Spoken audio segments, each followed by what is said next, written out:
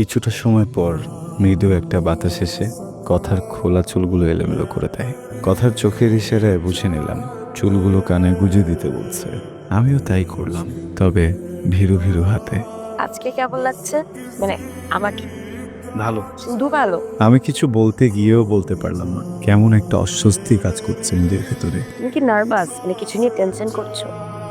তাহলে কথা বলো না কেন? দেখো আমি সেই কখন থেকে একা একাই কথা বলে যাচ্ছি। কার একা একা কথা বলে জানো? পাগলের। এই মুহূর্তে আমার নিজেকে পাগল মনে হচ্ছে। আমি কি পাগল? না, তোমার কথা শুনতে খুব ভালো লাগছিল।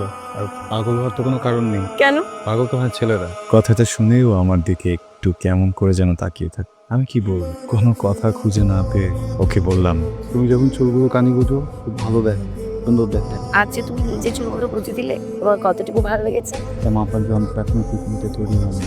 আর কি কি ভালো লাগছে? হাজল দেওয়া চোখ, মন খুলে হাঁটতে।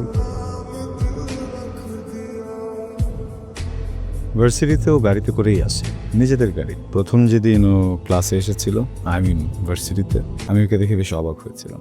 বলতে গেলে বেশ কিছুক্ষণ ওর দিকে তাকিয়েছিলাম।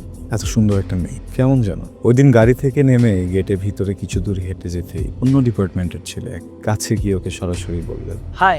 আমি দূর থেকে তাকিয়েছিলাম আর মনে মনে বললাম, আসতে না আসতে ছেলেগুলোর নজর কেড়ে নিয়েছে। আমি রাফি, ইংলিশ ডিপার্টমেন্টে আছি। তুমি? আমি কোন ডিপার্টমেন্টে পড়ি সেটা আপনি একটু কষ্ট করে নিজে বের করে নিবেন। আর অপরিচিত মানুষকে তুমি বলা আমার একদম পছন্দ না। আশা করি এটাও আপনার মনে থাকবে।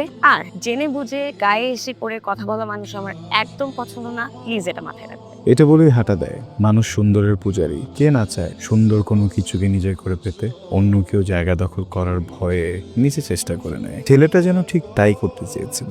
আহা, বেচারা।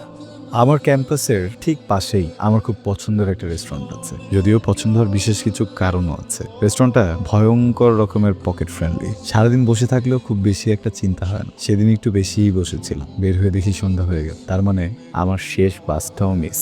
অপেক্ষা করছিলাম যদি একটা রিক্সা যায়, চড়ে বসবো, কিন্তু ঠিক তখনই হাই, তুমি আমাদের ইউনিভার্সিটিতে পড়ো না? সরি। দ্যাটস তুমি কি কোনো হ্যাঁ, রিক্সা। এই সময় এখানে কিছু পাবা না। তুমি কোথায় থাকো আমাকে বলো, আমি তোমাকে ড্রপ করব। ওর কাছ থেকে এমন কিছু শুনবো এটা আশা করি। একটু হতভম্ব হয়ে গেছিলাম। Thank you. না, আমি একটু আমার মতো করে চলে যেতে চাই। প্লিজ আমাকে ক্ষমা করবেন, আমার এই কথাটাকে আপনি একদমই অ্যারোগেন্সি মনে করবেন। আমি আসলে কারো চোখের শত্রু হতে চাই। আমার মনে হয় যে আমি একটু নিজের মতো যাওয়াটাই বেটার হবে। ভালো লাগবে। Thank you. সরি। এটা বলেই আমি হাঁটতে থাকি। জীবনে কোনো কোনো মানুষের ছায়া লাগাতে খুব হিসেব করেই লাগাতে হয়, না হয় সেই সব মানুষের ছায়া সারা জীবন ভয়ঙ্কর রূপ নিয়ে মস্তিষ্কে যন্ত্রণার মতো বিরাজ করে। কঠিন কথা না? আরেকবার শুনলে সহজ মনে হবে। এভাবে তো দৌড়াদৌড়ি করে, হ্যাঁ? স্টুপিড। কি আমার সাথে রাগ দেখে কোনো লাভ আছে? নিজে তো চলে গেছিল রাস্তার মাঝখানে। এখন যদি এই গাড়িটা মেরে দিত তখন কি হতো? হ্যাঁ, বাসে কে কে আছে? তুই নাই? আচ্ছা, সমস্যা নেই, আমি তো আসছি। দুধ দেন না? দুধ নাই তো। আর ওই যে কোটা দুধ আসছে না, ওইখান থেকে 2 চামচ দিয়ে একটু বেশি করে পানি দেন। হ্যাঁ, ইয়ে স্যার খাবে, তাই না? বুঝতে পারবো আমরা এভাবে তাকে আসছেন কেন? টেনশনে কিছু নাই তো। আপনার কাপের দুধ আমি আমার হাতে ঢেলে খাওয়াবো, ঠিক আছে? দেন, তাই না? উরি বুঝবো বুঝবো। কি খা? তুমি তো অনেক অদ্ভুত। অদ্ভুত কেন বললেন আমাকে? না, ওই বাস থেকে নামার পর থেকে তোমাকে দেখছিলাম। আমি না তোমাকে যেরকম ভাবছিলাম তুমি অন্যরকম। মানে নিজের দরকার ছাড়া কারোর সাথে কথা বলো না। এখন কি বলবেন, বন্ধু হতে? হ্যাঁ, দেখেন আমি কিন্তু সব মেয়ে বন্ধু হই না। আপনি বললে ভেবে দেখা যেতে পারে। তোমার কেন মনে হলো আমি তোমার বন্ধু হতে চাই? কারণ কিউট বিড়ালটা আজকে থেকে নেন। হ্যাঁ, কিন্তু একটা শর্ত আছে। এই যে ও দুধ খেয়েছে, এটা টাকাটা দিতে হবে। মামা, যে দুধের টাকা ম্যাডাম দিবে, ঠিক আছে? বাই। সেদিন থেকে কেমন করে যেন ওর সাথে বন্ধুত্ব করে ফেল। এই একটা মাস কিভাবে যে কেটে গেল টেরই পেলাম না। আজকে ভার্সিটি শেষে ওর গাড়ির সামনে গেলাম, গিয়ে বললাম, আচ্ছা, আল্লাহ হাফিজ। তাহলে তুমি যাও, আবার দেখা হবে। তোমাকে বাস পর্যন্ত আগিয়ে দিয়ে আসি, তারপর তুমি বাসে উঠে চলে যাও। এমনিও তো তুমি আমার গাড়িতে ওঠো। জীবনকে আরেকবার জানতাম। কি এক আজব শর্ত দিয়ে আটকে রেখে গেল এই মানুষটাকে। আমি জানতাম তুমি অপেক্ষা করতে পারবে না। তুমি হয়তো আজকেই চিরকুট খুলে দেখা শুরু করবে। তাহলে পরের পৃষ্ঠা উল্টাও। বলো তো, আমাদের মধ্যে সবচেয়ে ফানি বিষয় কি ছিল? আমি তোমাকে যেরকম মনে করি তুমি কি সেরকম নাকি অন্যরকম? কিন্তু আমার মতে আমার মনে হয় তোমার মধ্যে কিছু হিডেন ট্যালেন্ট আছে, যেটা হয়তো তুমিও জানো না। কিরকম? তুমি কি এখন আমাকে হাসাতে পারবা? ধর ইনস্ট্যান্ট। আমার মনে হয় আমি কিছু বললে তুমি এটা ইনস্ট্যান্ট করে ফেলতে পারবা। আমি হাসতে চাইলে তুমি আমাকে ইনস্ট্যান্ট হাসাতে পারবা না? ইনস্ট্যান্ট তোমাকে হাসাতে পারবো, তো সমস্যা। কিন্তু মানুষকে দ্রুত হাসানোর সব থেকে সহজ উপায় হচ্ছে কাতুকুতু। ওইটা তো দিতে পারবো না, বিকজ আমি তোমার কানের চুল বুঝতে গেলেই হাত কাঁপে না। তাহলে তোমাকে একটা সহজ কাজ দিই। দেখো, সামনে একটা মেয়ে বসে না, তুমি ছিল ওকে প্রপোজ করবা, পারবা না? তোমার ফুল, যেই ফুলের স্পর্শে তুমি লজ্জায় লাল হয়ে যাও।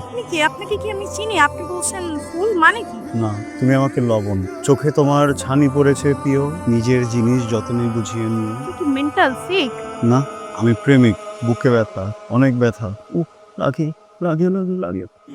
আপনি বাসায় যান, বাসায় মনে হয় আপনাকে যাবো তো, তোমার সাথে যাবো বাসায়। আই লাভ ইউ, উনু মেরে মি। আই লাভ ইউ টু, কিন্তু আমার তো বয়ফ্রেন্ড, আমি তো কথা অন্যজনকে বলে ফেলেছি। সিটটা খালি করে দাও না, একটু জায়গা দাও বসে। আপনি তো জানেন না ও অনেক ছাঁচড়া, ও এত ইজিলি যাবে না। আর আপনি যদি পারেন সিটটা ফাঁকা করে দিতে, তাহলে আমার প্রবলেম নেই।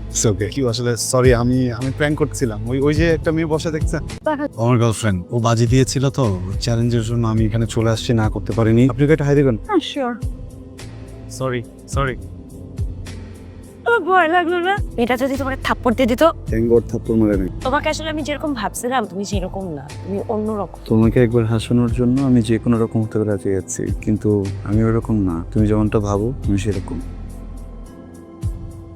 তোমার কালকের কাজ হলো আমি যেখানে যেখানে তোমার সাথে গিয়েছি সেখানে সেখানে যাবে, আর গেলেই তুমি আমার দেখা পাবে। আজ সেই দিন যেদিন অনেকটা দূরে চলে যাবে আমার প্রিয় মানুষটা। হয়তো কিছুটা সময় পরে এসে ভালো থেকো, নিজের খেয়াল রেখো। আর হ্যাঁ, আমাকে ভুলো না। যদিও আমি তোমাকে ভুলতেও দেবো। কি আল্লাহর কাছে আমার নামে নালিশ দিচ্ছ? একটু দিচ্ছি নালিশ, মনের কষ্ট থেকে। মনের কষ্ট থাকলে তো আমার যাওয়ার শুরুটাই কষ্ট দিয়ে হবে। তোমার কি সেটা ভালো লাগবে? আমার কাজ বেড়ে যাবে তোমার মন ভালো করার। তোমার মনকে আমি ভালো করে দিই। আমার জন্য একটা গিফট নিয়ে আসছি, এগুলো আমি তোমার জন্য এনেছি। এগুলো হচ্ছে চিরকুট। এখানে প্রত্যেকটা তারিখের সাথে কিছু না কিছু লেখা আছে। একটা পেজে লেখা আছে, পরের পেজটা ব্ল্যাক, যাতে একদিনই তুমি সব পড়ে না ফেলো, তাই এরকম। কিন্তু একটা শর্ত, তুমি একসাথে পড়তে পারবে না। যে দিনে যে ডেট দেওয়া থাকবে সেদিন সেটা পড়বো না। একসাথে সব পড়তে গেলে কিন্তু তুমি আমাকে হারিয়ে ফেলবো। আরেকটা শর্ত, এটার শেষ পেজে যেটা লেখা আছে এটা তুমি এখানে এসে পড়বো, রাখতে পারবো। ফিরে আসবে তো? আমার নামের পাশে তোমার নাম লেখা থাকলে অবশ্যই ফিরে আসবো। আমি অপেক্ষা করবো। আমি চেষ্টা করবো, আমি কষ্ট পাবো, আমিও পাবো। আমি অনেক কাঁদবো। করে পড়াশোনা করো আর আমাকে অনেক কিছু, আমি চেষ্টা করবো এমন কিছু না করার যেটা তুমি কষ্ট পাও। কেউ যেন আমাকে বোঝে, কেউ যেন না কাঁদে। কাঁদলে কিন্তু আমিও কেঁদে দিব। আমি কাঁদবো না, আজকে এখানেই বিদায় নিবো। বাবা মামা কালকে হবে। এটা কিন্তু বুঝে পড়ো, যেভাবে যা লেখা আছে সেভাবে পড়লো, নিজের মন মতো করলো না, পড়াশোনা করলো। আমি চাই আসো।